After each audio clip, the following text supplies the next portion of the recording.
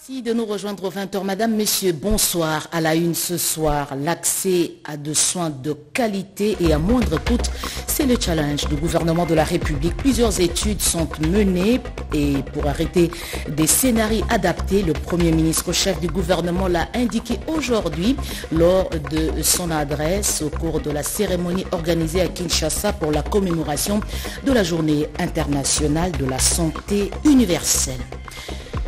Des inondations meurtrières à Bumba, c'est le déluge. L'assistance d'urgence du gouvernement est arrivée sur place. De nombreuses familles ont tout perdu et ont été reconfortées par cette première aide. Pour la reconstruction des lieux sinistrés, des ingénieurs civils sont annoncés à la Mongala. Jean-Pierre Liao, vice-premier ministre de la fonction publique, est arrivé par pirogue à différents quartiers inaccessibles. Les images dans cette édition d'information.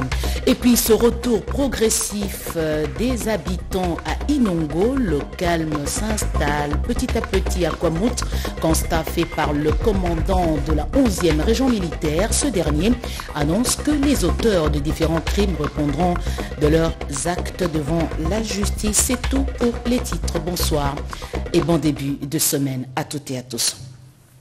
Washington, pour commencer, qui accueille le mercredi prochain le sommet USA-Afrique. Plus de 40 dirigeants africains sont invités à cette rencontre de 3 jours. Le Congolais Félix-Antoine Tshisekedi Tshilombo fait partie de ces invités. Le couple présidentiel est arrivé hier dimanche dans la capitale fédérale américaine.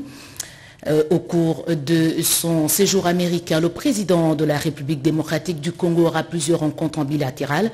Félix-Antoine Tshisekedi devra renforcer le plaidoyer afin d'obtenir des sanctions contre le Rwanda et le M23, apprend-on dans l'entourage du président de la République.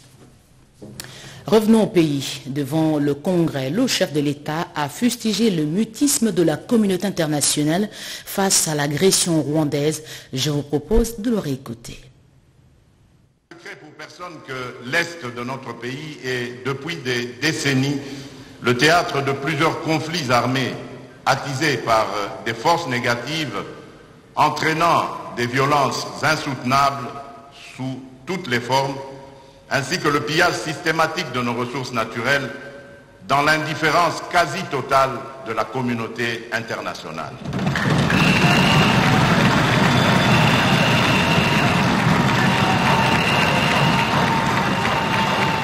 L'année 2022 a été le témoin de la résurgence des velléités expansionnistes du Rwanda sous couvert du M23.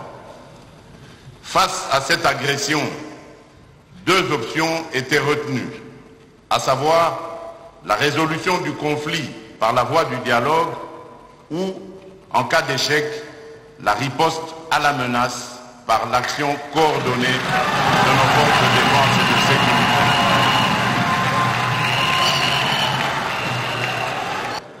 Un effort considérable avait été fourni sous l'impulsion des chefs d'État des pays membres de la communauté d'Afrique de l'Est dans le cadre du sommet organisé à Nairobi le 20 juin 2022.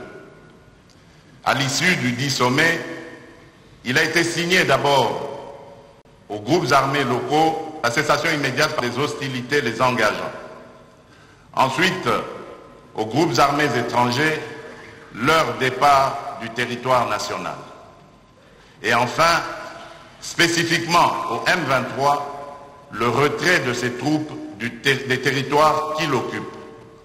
Par ailleurs, une force régionale composée de troupes des États membres de la communauté d'Afrique de l'Est se déploierait dans la zone de conflit et procéderait au désarmement des groupes armés locaux et étrangers réfractaires. Je me dois de vous confirmer que les premiers contingents de cette force régionale ont foulé le sol congolais. Je suis donc heureux et confiant d'affirmer ce jour que l'année 2023 sera essentiellement électorale avec l'organisation de scrutins multiples et à tous les niveaux sur la base du calendrier publié par la Commission électorale nationale indépendante le 26 novembre 2022. Selon le calendrier, les opérations d'identification et d'enrôlement des électeurs vont débuter ce 24 décembre dans la première des 3 aires opérationnelles et se poursuivront à travers le territoire national. Par ailleurs, le même calendrier établit la perspective de l'organisation des élections locales en République démocratique du Congo pour la toute première fois depuis son histoire.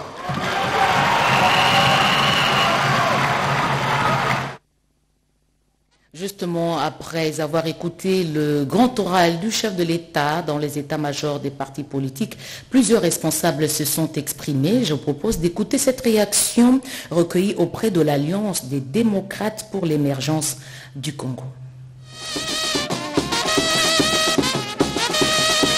Ils étaient nombreux au Palais du Peuple pour suivre le discours du président de la République sur l'état de la nation, devoir constitutionnel respecté.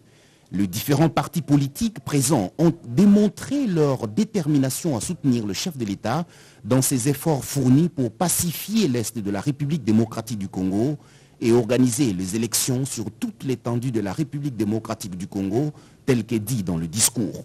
C'est le cas de l'Alliance des démocrates pour l'émergence du Congo, formation politique chère à l'honorable Placide Tshissumpa Tshaka-Tumba. L'intervention de ce jour a été une intervention très musclée. Le chef de l'État, dans le speech, il a rencontré tous les domaines. Les zones d'ombre qui planaient au-dessus des élections ont été levées dans ce discours. Il veut faire des Congolais des millionnaires. La politique a été bien définie.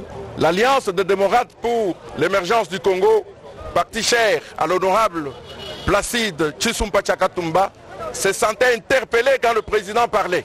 On se sentait interpellé pour pouvoir lui accorder toutes nos forces, les soutiens, afin qu'il réussisse. Après les discours du président de la République, la DPEC fait du calendrier électoral de la CENI sa Bible pour pouvoir apporter au président de la République un grand nombre d'électeurs. La jeunesse de la DPEC doit accompagner le président de la République dans la surveillance de notre pays. La DPEC est présente pour être toujours à ses côtés. Tout en appréciant le fond et la forme du discours sur l'état de la nation, la DPEC, formation politique chère à Placide Tshissumpa Tshaka-Tumba, s'est dit être derrière le chef de l'État pour la réussite de son mandat. Merci Jacques Tubois-Bois-Méji. Offrir à la population de soins de santé de qualité et abordables sans trop embêter son porte-monnaie, c'est ce à quoi veut aboutir le gouvernement. Le Premier ministre Jean-Michel Sama Lukonde l'a rappelé aujourd'hui dans son mot prononcé à la cérémonie organisée à Kinshasa à l'occasion de la célébration de la Journée mondiale de la santé universelle. Pati Tondongo Kizunda, Julien Piana. La nécessité pour la République démocratique du Congo de disposer d'un système de santé solide, résilient, à même d'assurer l'offre des services de santé de qualité et abordable à toutes les catégories de la population est plus qu'une priorité. Le Premier ministre Jean-Michel Sama Lukonde Kyenge l'a rappelé ce lundi 12 décembre 2022, jour de la célébration de la Journée internationale de la couverture santé universelle. Construire le monde que nous voulons, un avenir en bonne santé pour tous, thème choisi pour le Congo Hôtel de la couverture santé universelle a organisé cette activité commémorative sous le haut patronage du chef de l'État Félix-Antoine Tshisekedi Tshilombo qui veut voir la population avoir accès aux soins de santé de qualité sans que cela impacte négativement sur ses finances. Il a fallu que son Excellence M.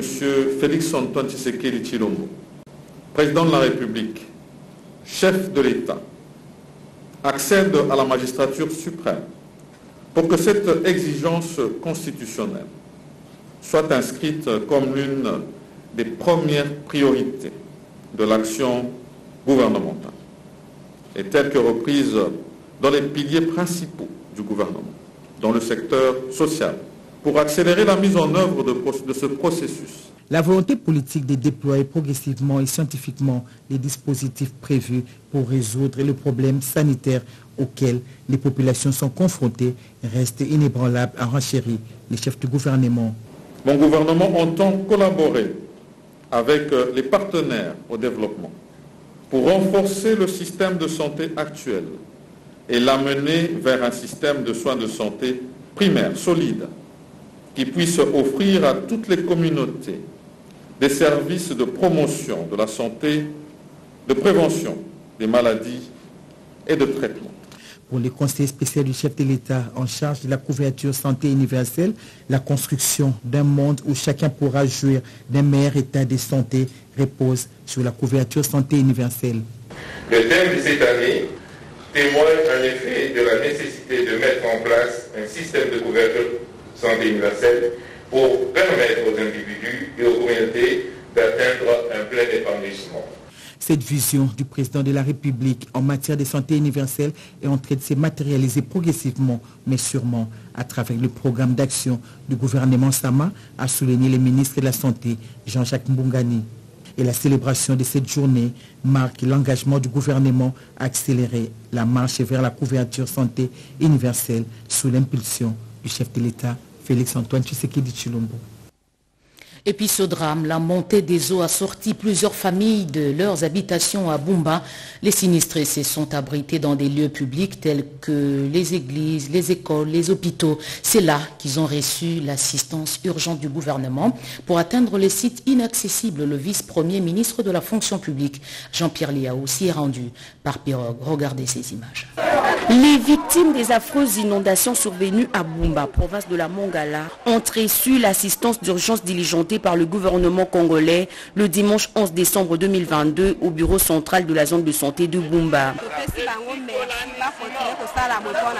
L'opérationnalisation de la remise de ces réconforts d'urgence est assurée par la commission de paye pour assistance des victimes d'inondations au territoire de Bumba. La décision de responsabiliser cette commission provinciale a été prise lors de la réunion de sécurité tenue le samedi par le VPM Jean-Pierre Liaou, assisté par le ministre des Affaires sociales, Action humanitaire et le gouverneur de la province de la Mongala. Cela après avoir visité les victimes des inondations logées circonstanciellement dans les locaux de l'hôpital général de Bumba. Et pour prévenir et garantir la sécurité de la population contre les inondations, une commission des ingénieurs civils et autres techniciens devra se rendre dans la province de la Mongala en vue d'entreprendre les actions pour la construction des ouvrages devant protéger la population contre les inondations. Dans les soucis de palper la dure réalité de la population frappée par les inondations, le vice-premier ministre, ministre de la fonction publique Jean-Pierre Liaou s'est embarqué dans la pirogue pour se rendre à Lokele-Moloa, l'un des sites touchés gravement par les inondations. Plusieurs ménages ont abandonné leur maison envahies par les eaux de pluie diluviennes pour se réfugier dans les églises et écoles. Très touché, le VPM a réconforté les sinistrés et a envisagé la délocalisation des ménages situés le long des rivières pour prévenir. Retour progressif des habitants à Inongo, le calme s'installe, constat fait par le commandant de la 11e région militaire. Ce dernier, vous allez l'entendre, annonce que les auteurs des différents crimes répondront de leurs actes devant la justice. Richard Junior Kalala, reportage. Commandant de la 11e région militaire adjoint chargé des opérations et renseignements, le général-major Bruno Mandevou est accueilli par les contingents militaires de cette région, tambours battants et fanfares retentissants. Juste après avoir passé en revue les troupes militaires de cette province, le général-major Bruno Mandevou annonce une baisse importante du taux d'insécurité dans le territoire de Kwamout et un retour progressif des habitants se constate dans certains villages où la paix a retrouvé sa place. Les opérations avaient commencé depuis le mois d'août, là où il y avait des conflits entre les Téki et les Yaka. Ces conflits qui a tué beaucoup de gens, et a pu se déplacer. Mais actuellement, l'armée a fait quelque chose pour nous. Il y a une menace qui est sensiblement diminuée. Jusqu'à présent, les opérations, je vous dis, la menace est diminuée. Là, il y a la menace qui diminue, ça ne se voit pas diminuer, la menace est... Le général-major Bruno Mandevou précise également que plusieurs assaillants présumés auteurs de meurtres, pillages et incendies arrêtés à Kwamout comme à Bagata seront jugés dans quelques jours, tout en rassurant l'opinion sur un retour très prochain de la paix dans le Maïndombe. En plus bref, le ministère de la Communication et Médias dénonce avec la dernière énergie l'exercice professionnel illégal de certains journalistes à la solde du pouvoir de Kigali. Il attire l'attention de la communauté tant nationale qu'internationale sur une nouvelle campagne de mensonges du Rwanda pour tronquer les faits à propos du massacre de Kishishe et autres perpétrés au Nord Kivu. Le ministère de la Communication se réserve donc le droit d'user de tous les moyens légaux contre tous ceux qui se livrent à ces actes. Il réitère également la détermination du gouvernement à engager des poursuites judiciaires contre les responsables des massacres de Kishishe pour réclamer justice. Bouende mobilise les hommes et l'assistance financière pour défendre notre pays.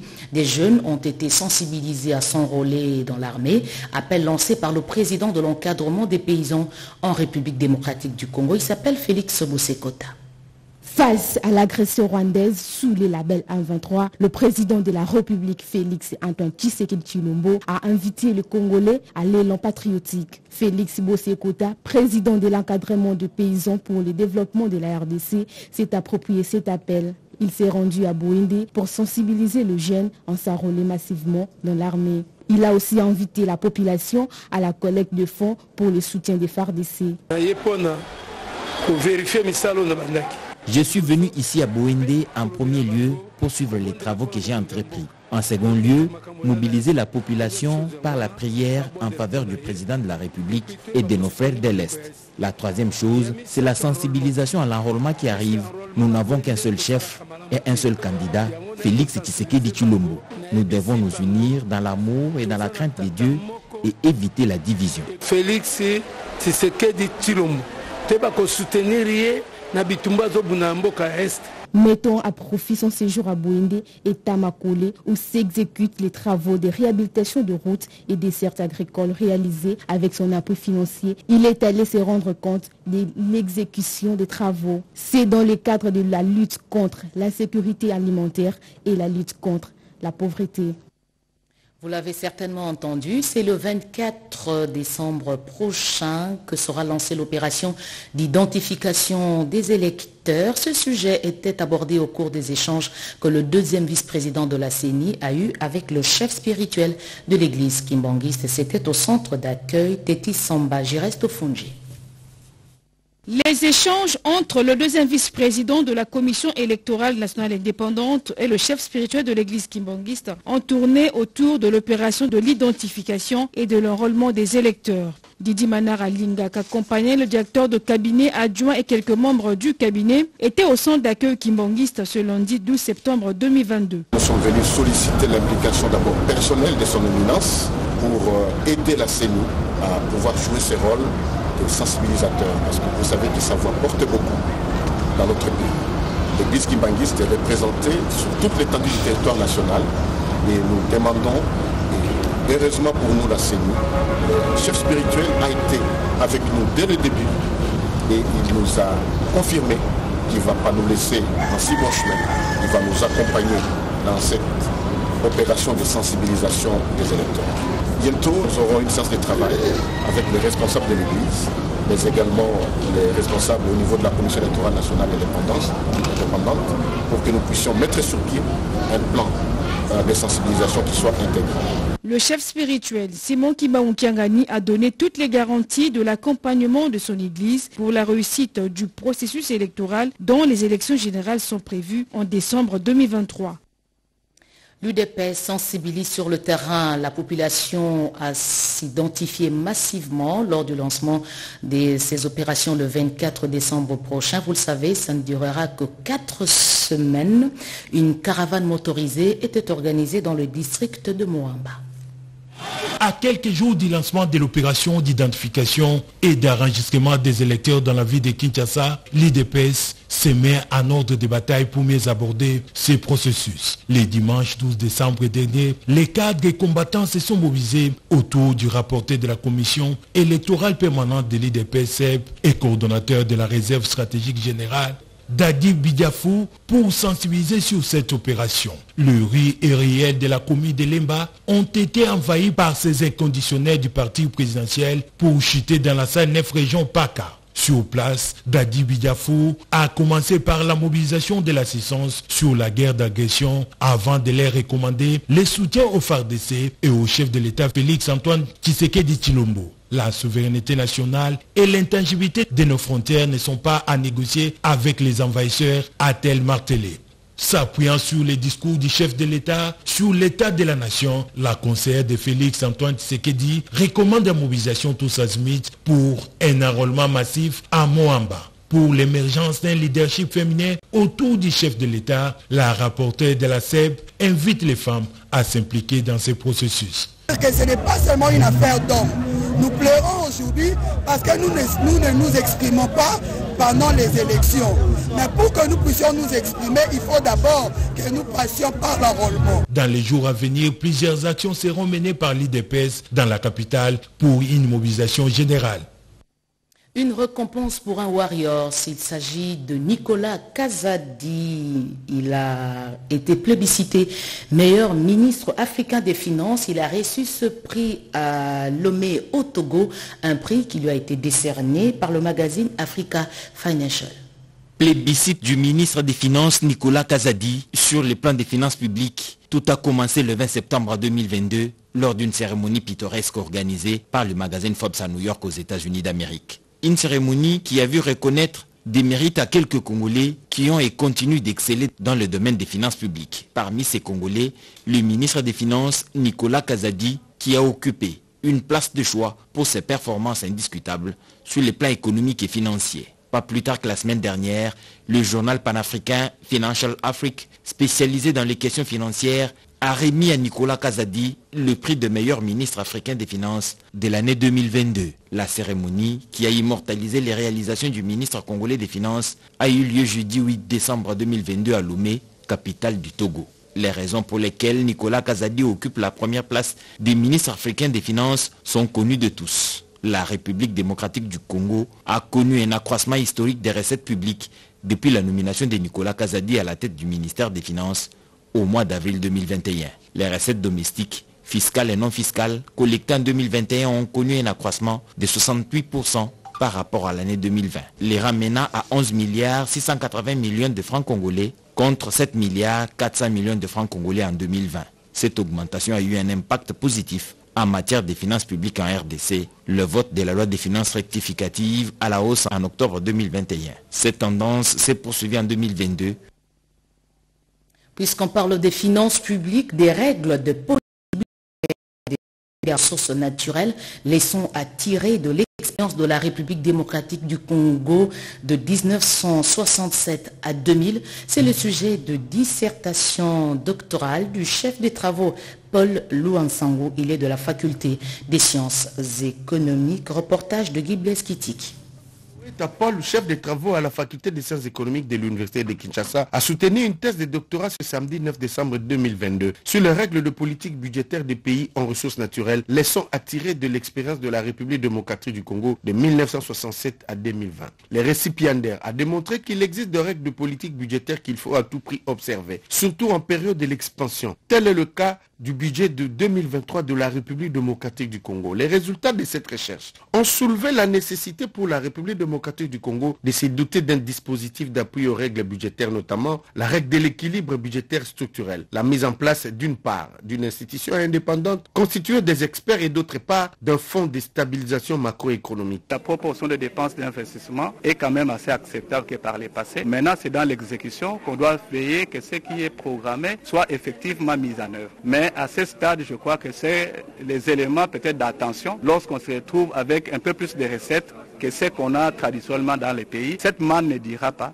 qu'on le veuille ou pas, il arrivera un moment où lorsqu'il y a retournement de la conjoncture, qu'on ait moins de recettes. Alors on doit vraiment faire attention et anticiper. Devant un jury de vertébrés, du professeur Kabuya Kalala, président, du promoteur, le professeur Ngonga, du professeur Kibwe Moulangu, du professeur Bakande Jawampungu, du professeur Bite Moudioulou et du professeur Ngongongoy. Tous membres, après débat et délibération, l'impétrant a obtenu la mention grande distinction. Le secrétaire général administratif de l'université de Kinshasa, le professeur Lapika, représentant directeur, lui a remis les insignes de l'université de Kinshasa. Paul Louansangu Moïta devient ainsi docteur à thèse en sciences économiques de l'université de Kinshasa. Un petit cocktail servi pour la circonstance.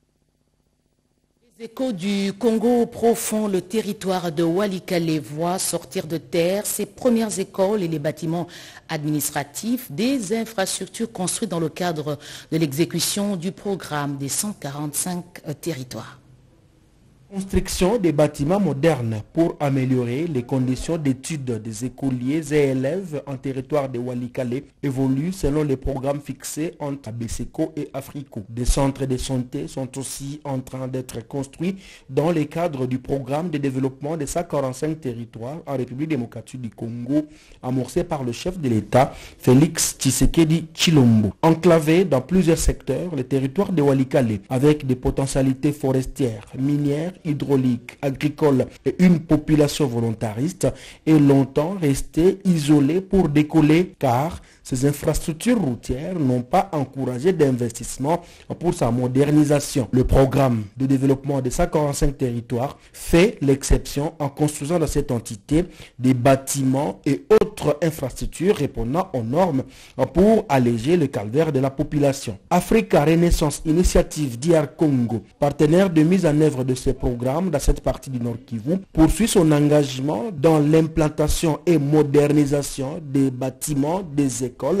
et centres de santé dans 3 zones, à savoir Itebero, Mutiku, Kabamba, Musenge pour un axe, Kachebere, Miba, Karambi, Luvungi pour un autre, et aussi dans l'axe Pinga. En dépit de multiples défis liés à l'acheminement des matériels sur le terrain, le climat ainsi que les dénivellations, des équipes et techniciens de Africo se rassurent que les travaux qui sont en cours respectent la norme exigée. Pour nous, Africo, la seule façon de manifester notre gratitude, c'est de s'assurer que nous relevons ces défis et nous exécutons dans ces projets dans le niveau des standards voulus et acceptés. De l'eau potable pour la population de Bougana, c'est en Ituri. La Sokimo vient de construire une station de forage pour la population. Christine Lenzo.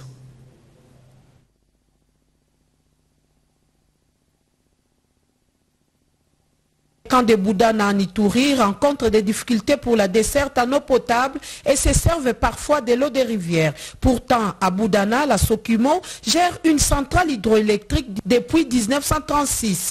Ces travailleurs poussent aujourd'hui un ouf de soulagement grâce à cette eau de forage mise en service sur fonds propres de la Sokimo il y a bientôt 1 mois et demi. Les DG Pistis Bonongo Tokole, les DGA Joseph Makanda et les doyens des administrateurs Florent Lebe Moupia ont visité ces forages creusés manuellement à plus de 400 mètres de profondeur. Juste à côté, c'est l'école primaire de la Sokimo à Boudana. Le DG qui a rencontré les élèves et leurs encadreurs a été saisi de la progression de l'érosion qui menace les bâtiments de cette école de la Sokimo SA. Les parents de ces élèves ont aussi des difficultés pour payer les Minerval. Sur place, le DG Pistis Bonongo a ordonné le paiement des frais de tous ces élèves pour les Minerval couvrant toute l'année scolaire 2022-2023. C'est là à la satisfaction de ces 55 élèves. C'est donc dans une ambiance bon enfant que ces élèves, l'avenir de demain, ont écouté attentivement le directeur général de la Sokimo, les conscientisant à l'amour de la patrie. La dernière escale, c'est dans les bâtiments réhabilités par la Sokimo en 2010 et utilisés à l'époque comme centre de santé pour les travailleurs et la population environnante. Cette structure est de nos jours transformée en zone de santé par le ministère de la Santé publique. Ici, les équipements et les intrants médicaux sont en manque. Et pour terminer, Kinshasa accueille à partir de demain les travaux du Forum national sur les objectifs de développement durable, travaux organisés par le ministère du Plan. La rencontre aura lieu à l'hôtel Fleuve Congo. Justement, pour plus d'informations sur l'organisation et les thèmes qui seront abordés, je propose de suivre cet entretien avec notre invité, Modeste Kakanda. C'est lui le coordonnateur national de l'Observatoire congolais du développement durable. On l'écoute. De son Excellence, Monsieur le Premier ministre, il y a un forum national sur le développement durable qui s'ouvre demain et pour 2 jours, donc du 13 au 14 décembre 2022, par l'Observatoire congolais du développement durable, une structure du ministère du Plan. Et les objectifs poursuivis, c'est d'instituer une plateforme nationale de suivi et d'examen des ODD. Certes, ce travail jusqu'à maintenant réalisé par l'Observatoire congolais du développement durable, sous l'autorité de son Excellence M. Christian Wando Simba, ministre du Plan. Mais l'idée, c'est de mettre en place une plateforme nationale qui réunit toutes les parties prenantes, dont le gouvernement, le système des Nations Unies, la société civile, pour suivre et évaluer, examiner la mise en œuvre des ODD, s'interroger sur les politiques déjà mises en œuvre. Est-ce que la RDC est sur la bonne trajectoire pour atteindre les ODD et quelles sont les actions accélératrices qui peuvent être entreprises pour inscrire la RDC sur la trajectoire de développement durable. Les attentes, c'est qu'il y ait une forte appropriation, que d'abord que la population s'imprègne des ODD et je profite aussi de l'occasion pour dire un rapport de mise en œuvre des ODD qui sera publié ou présenté à la même occasion par son Excellence M. le Premier ministre. Et les attentes, c'est d'encourager, de promouvoir cette appropriation nationale, du suivi et de l'examen. Sans un suivi efficace, sans un examen efficace de la mise en œuvre des ODD, il nous sera difficile de les atteindre parce que nous devons toujours nous interroger si les actions qui sont entreprises, si les politiques qui sont réalisées par le gouvernement s'alignent sur les ambitions, les enjeux des ODD. Tous les participants auront leur mot à dire, tous les participants peuvent nous proposer des choses. Certes, nous faisons déjà un travail et pour ceux qui voudront participer par exemple en ligne, ils peuvent toujours consulter notre site. Il y a plusieurs rapports que nous publions. Par exemple, là, nous avons aussi publié un rapport national sur l'emploi des jeunes qui touche l'ODD 8. Donc l'idée, c'est de faire participer toutes les couches de la population dans les enjeux des ODD, dans les suivis, dans l'examen, mais surtout dans les propositions idoines pour permettre au gouvernement, à la RDC, d'enregistrer des progrès ou d'accélérer la mise en œuvre des ODD. Le rendez-vous est pris donc pour demain pour parler des ODD. Vous êtes agent et fonctionnaire du secrétariat général aux anciens combattants, anciens et nouveaux matriculés. Il vous est demandé de vous présenter au service à partir de demain, 13 décembre 2022, pour un contrôle physique. Aucune absence ne sera tolérée. C'est signé par le secrétaire général aux anciens combattants, Kabwanga Kasséou Saint-Forose, général-major. Ce journal est terminé, madame, messieurs. Merci de l'avoir suivi à travers le monde. Restez avec nous, le programme continue. L'actualité revient à 23h à la présentation José Baïtouambo. Prenez soin de vous.